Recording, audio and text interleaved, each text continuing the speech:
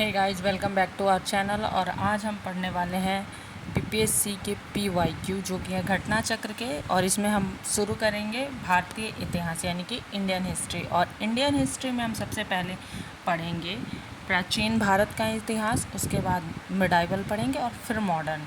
इसमें कुल 123 क्वेश्चन हैं। तो बेसिकली हम इसे 2 भागों में करेंगे। तो शुरू करते हैं। पहला क्वेश्चन है प्राचीन भारत का इतिहास। पहला क्वेश्चन है, भारत में पशुपालन एवं कृषि के प्राचीनतम साक्ष्य कहाँ से प्राप्त हुए हैं? भारत में पशुपालन एवं कृषि के प्राचीनतम साक्ष्य कहाँ से प्राप्त हुए हैं? तो ये प्राप्त हुए हैं मेहरगढ़ से। 64वीं बीपीएससी का क्वेश्चन है ये। भारतीय उपमहाद्वीप में पशुपालन एवं कृषि का प्रारंभिक स्थल मेहरगढ़ को माना जाता है, जो कि 7000 से लेके 5500 ईसा पूर्व के मध्य मानव बसाव का क्षेत्र रहा। कुछ विद्वान मेहरगढ़ में पशुपालन का काल 8500 ईस्वी पूर्व मानते हैं। 8500 ईस्वी पूर्व मानते हैं। नवीनतम खोजों के आधार पर भारतीय उपमहाद्वीप में प्राचीनतम कृषि साक्ष्य वाला स्थल प्रदेश संत कबीर जिले में स्थित लहुरादेव है। संत कबीर जिले के लहुरादेव में है। यहाँ से 7000 ईसा पूर्व से 9000 ईसा पूर्व के मध्य मानव के बसने तथा निश्चित तौर पर 6400 ईसा पूर्व के चावल के साक्ष्य प्राप्त हुए हैं। उल्लेखनीय है कि इस नवीनतम खोज ने पूर्व भारतीय उपमहाद्वीप की प्रवृत्ति में कृषि साक्ष्य वाले स्थल मेहरगढ़, जो कि पाकिस्तान के बलूचिस्तान में स्थित है, यहाँ से 7000 से 5500 ईस्वी पूर्व में गेहूं के साक्ष्य मिले हैं। यहाँ पे गेहूं के साक्ष्य मिले हैं। इसके साथ ही चावल के साक्ष्य वाला स्थल कौन सा है? चावल के साक्ष्य वाला स्थल है प्रयागराज जिले कोल्डिहवा, जो कि प्रयागराज जिले में बेलन नदी घाटी तट पर स्थित है। यहाँ 6500 ईस्वी पूर्व में चावल के भूसी के साक्ष्य मिले हैं। नेक्स्ट, निम्नलिखित में से किसको कैलियोलिथिक युग कहा जाता है? कैलियोलिथिक युग कहा जाता है ताम्रपाषाण युग को। ताम्रपाषाण युग को कैलियोलिथिक युग कहा जाता है।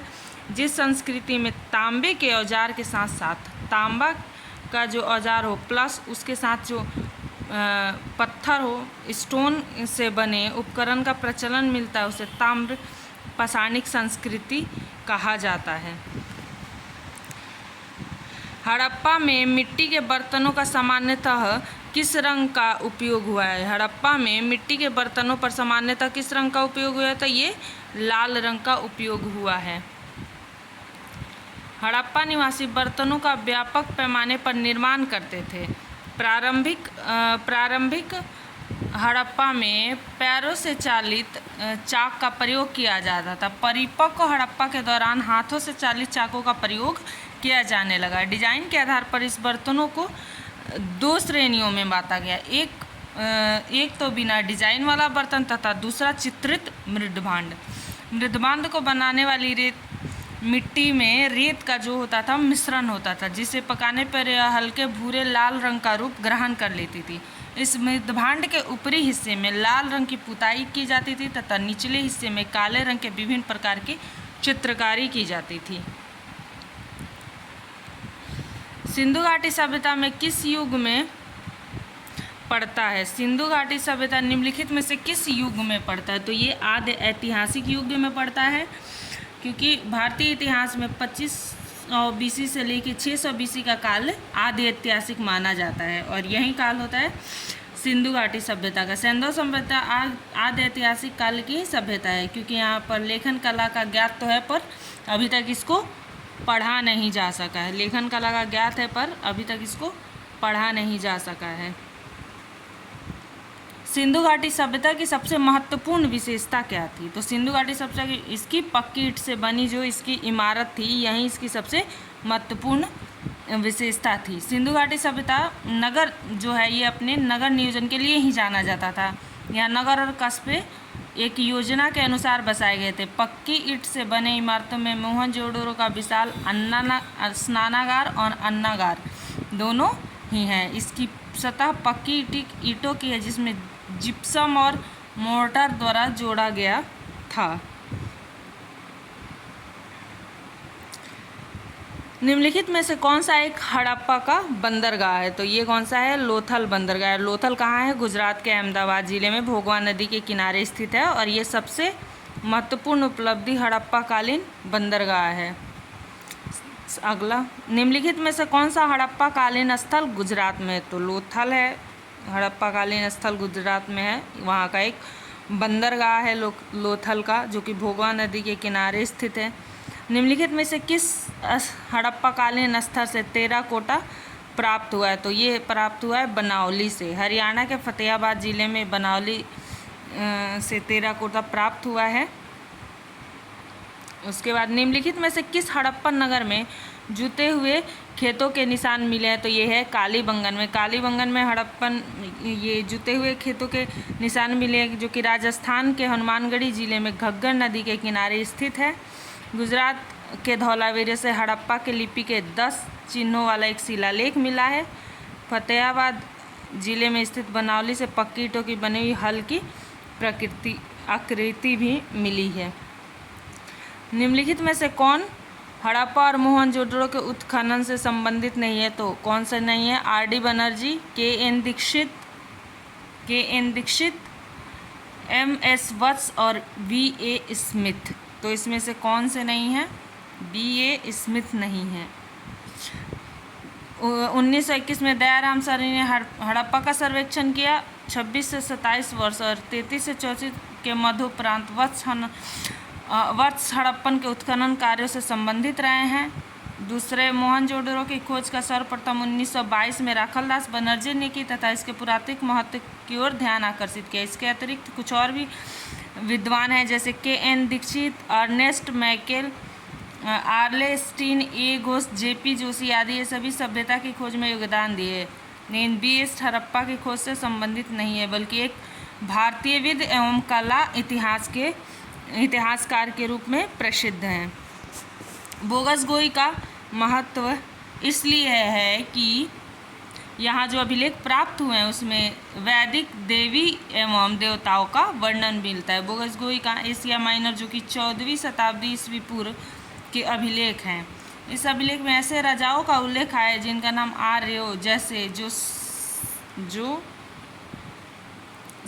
संधियों के साक्ष्यों के तथा रक्षा के लिए इंद्र, मित्र, वरुण, नास्त देवताओं का आह्वान करते थे। इससे ज्ञात होता है कि वैदिक आर्य ईरानी से होकर ही भारत में आए होंगे।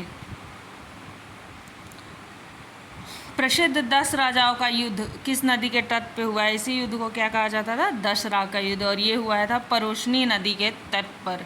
दशराग का युद्ध कहाँ हुआ था? परुष्णी नदी के तट पर हुआ था, जो कि वर्तमान में रावी नदी है। 10 राजाओं द्वारा लड़ाई 10 राजाओं का ये युद्ध था, जिसे भरतों के राजा सुदास ने 10 राजाओं के एक संघ को हराया था। इस संघों में आर्य के प्रमुख जन अनु, हुद्दुह, युदु, पुरु, तरवरसु तथा 5 लघु जनजातियों का समूह सम्मिलित था, जिसे पुरोहित विश्वामित्र थे। ऋग्वेद का कौन सा मंडल पूर्णतः सोम को समर्पित था? तो ऋग्वेद का 9वां जो मंडल है वो पूर्णतः सूर्य को समर्पित है। ऋग्वेद में कुल कितने मंडल है? 10 मंडल है, और यहाँ से 9 मंडलों में सभी 144 मंत्र सोम को समर्पित है। सोम आर्यों का मुख्य पेय था, जिसे मुजवंत पर्वत से प्राप्त किया जाता था। ऋग्वेद के 10 मंडलों में चारों वर्णों की उत्पत्ति का उल्लेख है। ऋग्वेद के 10वें मंडल में 4 वर्णों का उल्लेख है। ऋग्वेद संहिता का 9वां मंडल पूर्णतः किससे संबंधित हो? तो अभी सोम क्या था? तो सोम एक पेय था, जो देवताओं का प्रिय पेय था सोम, और 9 मंडलों के सभी 144 जो मंत्र थे वो सोम को ही समर्पित थे। गायत्री मंत्र किस पुस्तक में मिलता है? तो गायत्री मंत्र मिलता है ऋग्वेद में। गायत्री मंत्र ऋग्वेद में उल्लिखित है और इसके रचनाकार कौन है? तो विश्वामित्र इसके रचनाकार है। यह मंत्र ऋग्वेद के 3 मंडल में वर्णित है। निम्न में से किस भारतीय दर्शन से परमाणु सिद्धांत का प्रतिपादन किया गया है? तो ये कौन सा है? वैशेषिक दर्शन। वैशेषिक दर्शन से परमाणु सिद्धांत का प्रतिपादन किया गया। और वैशेषिक दर्शन के प्रवर्तक कौन थे? कणाद थे। इसी में कहा गया है कि सृष्टि का निर्माण अणुओं से हुआ है। महावीर स्वामी का जन्म स्थान हुआ था। महावीर स्वामी का जन्म स्थान कहाँ था? तो कुंडलवन में महावीर स्वामी का जन्म स्थान था। इनका जन्म कब हुआ था? लगभग 599 ईसा पूर्व में कुंडलगन ग्राम में, जो कि वैशाली के निकट है। इनकी माता का नाम त्रिशला था और ये वैशाली के लिच्छवी गणराज के प्रमुख चेटक की बहन थी तथा इनके पिता का नाम सिद्धार्थ था, जो कि जात्रिक क्षेत्रीय प्रधान के संग थे। इनके बड़े भाई नंदीवर्धन थे।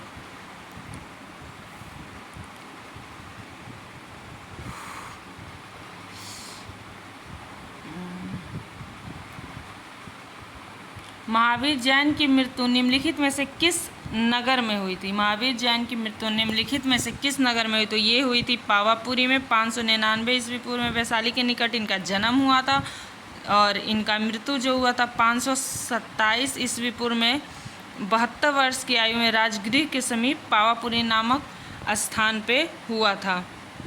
भगवान महावीर के प्रथम शिष्य कौन थे? तो जमाली। ये जमाली इनके प्रथम शिष्य थे और ये इनकी मतलब क्या बोलते हैं, जमाली इनके प्रथम शिष्य थे। इनकी पत्नी का नाम यशोदा था और इनकी एक पुत्री थी जिनका प्रियदर्शना नाम था और ये जमाली प्रियदर्शना के ही पति थे। इनके दामाद भी थे और इनके प्रथम शिष्य भी थे। यहाँ लिखा है उनकी पुत्री का विवाह जमाली नाम के एक क्षत्रिय से हुआ। बाद में महावीर स्वामी का अनुयायी बनकर यह उनका प्रथम शिष्य था। जमाली के बाद जमाली ने बाद में महावीर का विरोध किया और बहुतरवाद नामक एक संप्रदाय की स्थापना किसने की? जमाली ने की। 11 अन्य शिष्य प्रधान शिष्य जिन्हें क्या कहा गया? गणधर कहा गया। 11 शिष्य थे जिन्हें गणधर कहा गया था, जिनका नाम था इंद्रभूति, अग्निभूति, वायुभूति। ये तीनों भाई थे। आर्यव्यक्त, सुवर्धन, मंडिक पुत्र, मौर्य पुत्र, अकमपति, अचल, मैत्र तथा प्रभाष, ये सब इनके शिष्य थे 11 जिन्हें गणधर कहा जाता था। निम्नलिखित में से कौन सबसे पूर्वकालीन जैन ग्रंथ कहलाता है? तो यह 14 पूर्व था। 14 प्राचीनतम जैन ग्रंथ है। अंतिम नंद राजा के समय संभूति विजय तथा भद्रबाहु के संघ के अध्यक्ष ने तथा ये ही महावीर के द्वारा प्रदत्त 14 विषयों के जानने वाले अंतिम व्यक्ति थे। 12 अंग में जैन सिद्धांतों का संकलन प्रथम जैन सभा में किया गया था। महात्मा बुद्ध ने अपना पहला धर्म चक्र प्रवर्तन किस स्थान पर दिया था? महात्मा बुद्ध ने अपना प्रथम धर्म चक्र प्रवर्तन किस स्थान पर दिया था? सारनाथ में। सारनाथ है बनारस के पास सारनाथ है। यहीं पे महात्मा गांधी ने अपना पहला उपदेश दिया था जिसको धर्म चक्र प्रवर्तन कहा गया। और ये क्या था कि 6 वर्ष की साधना के पश्चात 35 वर्ष की अवस्था में वैशाख की पूर्णिमा के रात्रि को एक वृक्ष के नीचे जो गौतम बुद्ध थे इन्हें ज्ञान प्राप्त हुआ था और इसके ज्ञान प्राप्त के बाद ही वो क्या कहलाए? तो बुद्ध कहलाए। अपने मत का विचार प्रसार करने के लिए वो सबसे पहले ऋषिपत्तनम, जो कि अभी वर्तमान में सारनाथ है, बनारस के पास है, यहाँ पे मतलब है, जहाँ 5 ब्राह्मण सन्यासी को पहला उपदेश दिया। इस प्रथम उपदेश को धर्म चक्र प्रवर्तन कहा गया। यह उपदेश दुख के कारण दुख का अंत उसके समाधान से संबंधित था। इसे 4 आर्य सत्य भी कहा जाता है। दुख इसके कारण और इसका अंत। महात्मा बुद्ध का महापरिनिर्वाण कहाँ हुआ था? तो ये कुशीनगर में हुआ था। कुशीनगर में सुअर कम मीट खाने की वजह से वो कुशीनगर में उनकी मृत्यु हो गई थी और उनके मृत्यु को ही निर्वाण कहा जाता है। तो अतिसार यहाँ पे देखिए लिखा है कि अपना प्रचार करते हुए मल्लों की राजधानी पावा पहुँचे, जहाँ चुंद नामक लुहार की अमर वाटिका में तोले। उसने बुद्ध को सूकर मद खाने को दिया, जिससे अतिसार हो गया और भयानक पीड़ा उत्पन्न हुई। इस वेदना के बाद वे कुशीनारा जो कि मल्ल गणराज्य की राजधानी थी, यहाँ पहुँचे और यहाँ 1483 ईस्वी में 80 वर्ष के अवस्था में उन्होंने शरीर त्याग दिया। बौद्ध ग्रंथों में इसे महापरिनिर्वाण कहा जाता है। त्रिपिटक किसकी धार्मिक पुस्तक है? तो त्रिपिटक जो है ये बौद्धों की धार्मिक पुस्तक है। 3 तरह के पिटक है, एक विनय पिटक, सुत्त पिटक और अभिधम्म पिटक। विनय पिटक में क्या है कि संघ से सभी संबंधित जो भी आचार नियम है वो विनय पिटक में है। महात्मा बुद्ध के वचन जो है वो सुत्त पिटक में है और दार्शनिक सिद्धांत जो है वो अभिधम्म पिटक में है। इसे बुद्ध की मृत्यु के बाद संकलित किया गया था। त्रिरत्न या 3 रत्न जैसे सटीक ज्ञान, सच्ची आस्था और सटीक क्रिया निम्न में से किससे संबंधित है? तो त्रिरत्न जो है ये जैन से संबंधित है।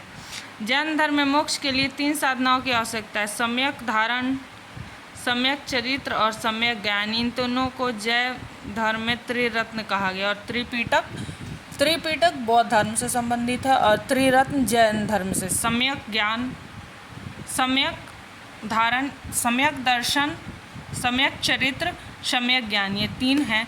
विनय पिटक, सुत्त पिटक और अभिधम्म पिटक त्रिपिटक है। निम्नलिखित में से कौन सी बात बौद्ध धर्म तथा जैन धर्म में समान नहीं है? तो ये आत्मा दमन को नहीं मानते थे। समान बाकी क्या है? ये अहिंसा को मानते थे। वेदों के प्रति दोनों ही उदासीन थे, रीति रिवाजों को दोनों ही अस्वीकृत करते थे। पर आत्मदमन, ये दोनों इस मत पे दोनों एक समान नहीं थे। गौतम बुद्ध ने मध्यम मार्ग की उपदेश दी। वो मोक्ष के लिए कठोर साधना और काया कलेश में विश्वास नहीं करते थे। इसके विपरीत जो महावीर स्वामी ने मोक्ष प्राप्ति के लिए कठोर तपस्या एवं शरीर त्याग, मतलब गौतम बुद्ध जो थे वो बीच का रास्ता अपनाते थे, ना ज़्यादा तकलीफ ना ज़्यादा आराम, बीच से निकल जाओ। लेकिन जो जैन थे महावीर स्वामी, इनका कहना था कि कठोर तपस्या, मतलब जैसे कि जैनों में संलेखना विधि से प्राण त्याग किया जाता है, एकदम भूख प्यास, मतलब खाना पीना छोड़ दो, उसके बाद अपने शरीर का त्याग किया जाता है ताकि मोक्ष की प्राप्ति हो। तो गौतम बुद्ध ने ये नहीं कहा। गौतम बुद्ध ने आप बोला कि आप ऐसे खाना पीना कठोर शरीर को त्याग देने की ज़रूरत नहीं है।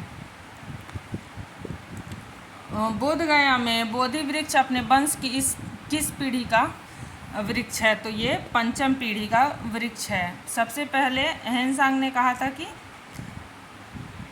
जो मतलब वहाँ पे जो बोधि वृक्ष है ना, वो वह नहीं है जिसके नीचे महात्मा बुद्ध ने ज्ञान प्राप्त किया था। उसे तो सम्राट शशांक ने नष्ट कर दिया था। इसके बाद इसके स्थान पर 2 और वृक्ष रोपित हुए और वो भी नष्ट हो गए। वर्तमान में जिसे हम देख रहे हैं 5वीं पीढ़ी का वृक्ष है और इसे अलेक्जेंडर कनिंघम ने लगवाया था। यह वृक्ष पूरी तरह से संरक्षित और केवल इसकी गिरी हुई पत्तियों को छूने का अधिकार है, मतलब इसको कोई छू नहीं सकता है।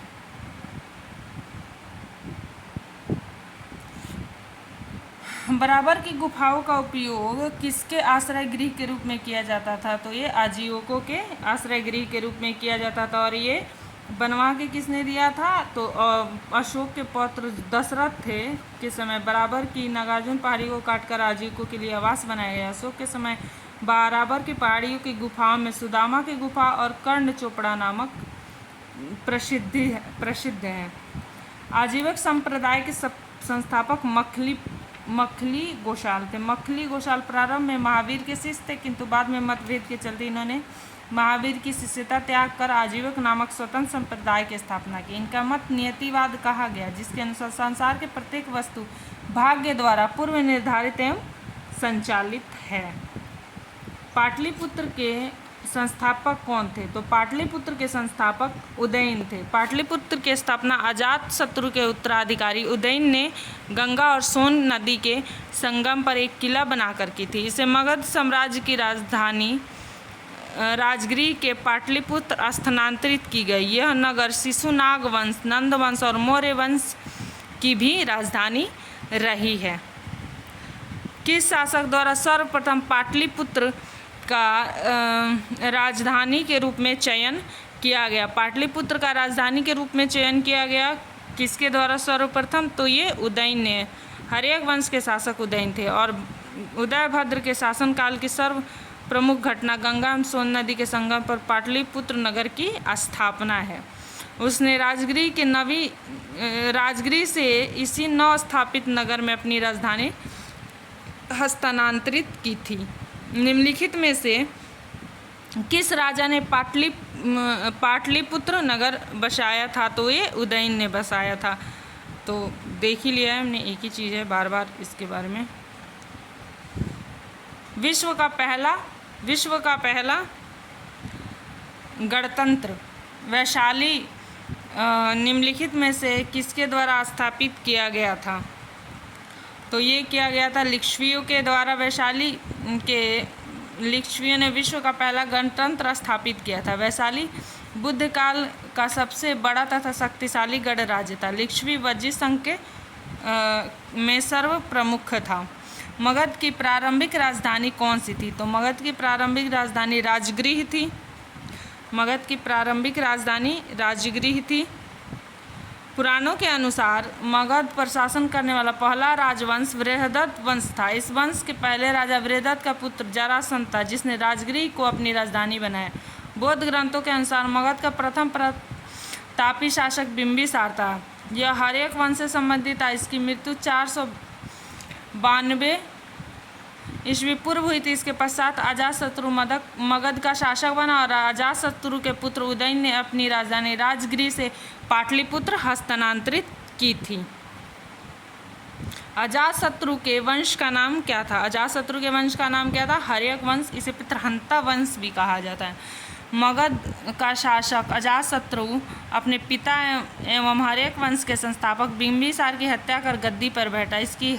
इसकी हत्या भी इसके पुत्र उदयन ने कर दिया, जो कि कौशाम्बी के वत्स राजा उदयन से भिन्न है। वो उदयन नहीं है जो कौशाम्बी का वत्स राजा है, इसके दूसरे पुत्र हैं।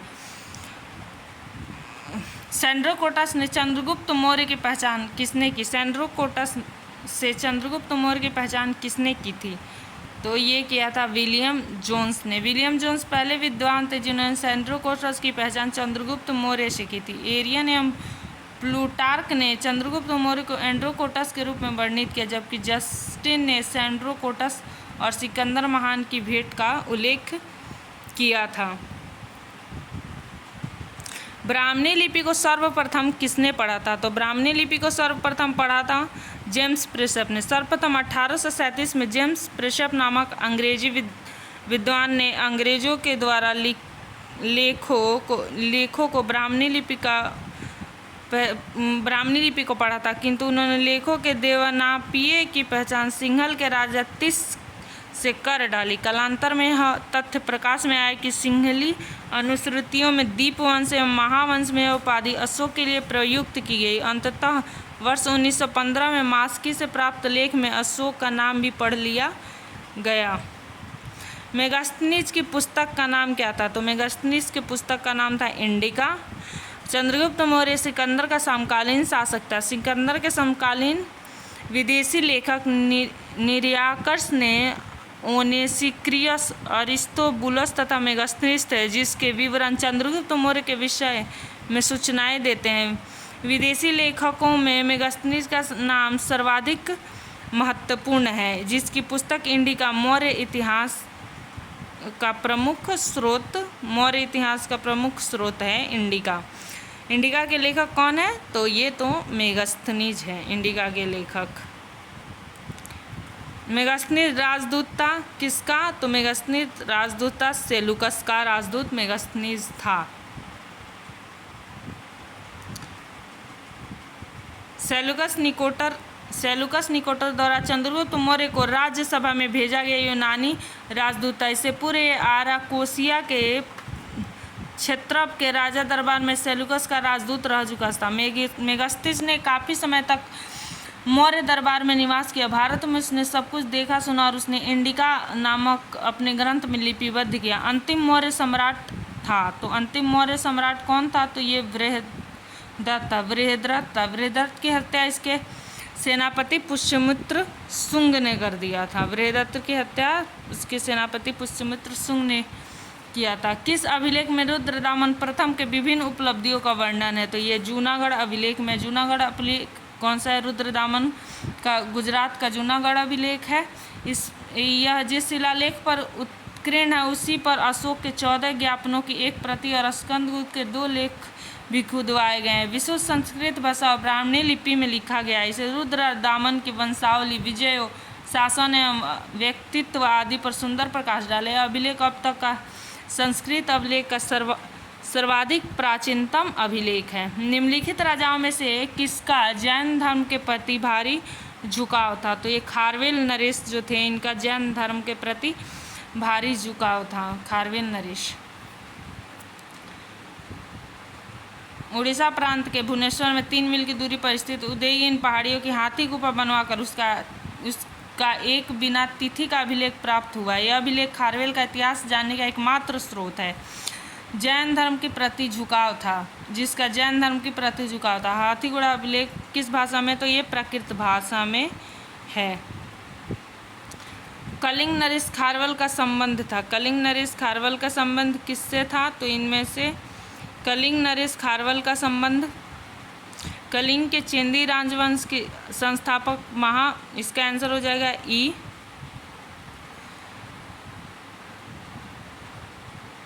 प्राचीन भारत का नेपोलियन किसे कहा जाता है? तो ये समुद्रगुप्त को कहा जाता है प्राचीन भारत का नेपोलियन, जबकि नेपोलियन इनके बाद आया था, फिर भी इनकी तुलना नेपोलियन से की जाती है। नेपोलियन को कहा जाना चाहिए समुद्रगुप्त, लेकिन यहाँ तो उल्टा ही चल रहा है। तो इतिहासकार विंसेंट स्मिथ ने अपनी रचना अर्ली हिस्ट्री ऑफ इंडिया में समुद्र की वीरता में विजयों पर मुग्ध होकर समुद्रगुप्त की वीरता में विजयों पर मुग्ध होकर उसे भारतीय नेपोलियन की संज्ञा दी। समुद्रगुप्त के विजयों का वर्णन प्रयाग प्रशस्ति में मिलता है। और ये प्रयाग प्रशस्ति अभिलेख है किसका? तो ये हरिसेन का है। ये प्रयाग प्रशस्ति अभिलेख हरिसेन का है। चंद्रगुप्त सम्राट जिसने हुणों को पराजित किया वो कौन थे? तो वो थे स्कंदगुप्त। स्कंदगुप्त थे चंद्रगुप्त। गुप्त सम्राट के जिसने हुणों को पराजित किया वो कौन से थे? तो ये स्कंदगुप्त थे, ना कि समुद्रगुप्त। स्कंदगुप्त थे। तो थैंक यू सो मच। ये वीडियो इतना ही, फिर नेक्स्ट वीडियो हम देखेंगे। Thank you.